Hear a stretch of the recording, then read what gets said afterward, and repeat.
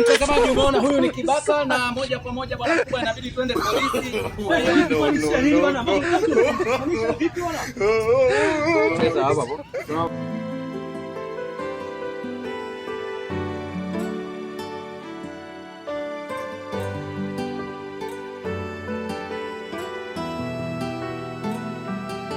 Kama mapenzi upofu ni bora nisikone.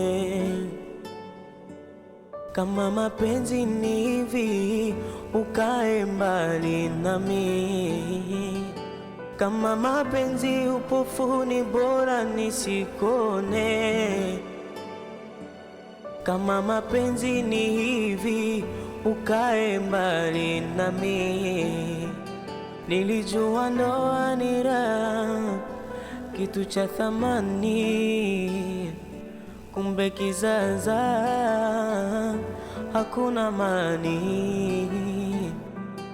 Vita kila siku hatuelewani, ugomvi mpaka subiri. Mtazamaji, umeona huyu ndo kibaka mwenyewe anabaka watoto huko.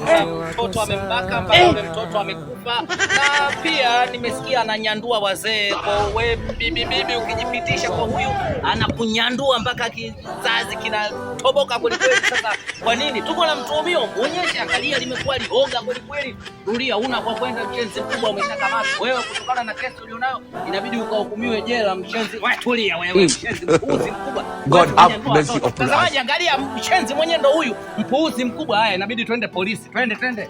Sawa. Unanyandua watoto. Dada, una hitima kweli?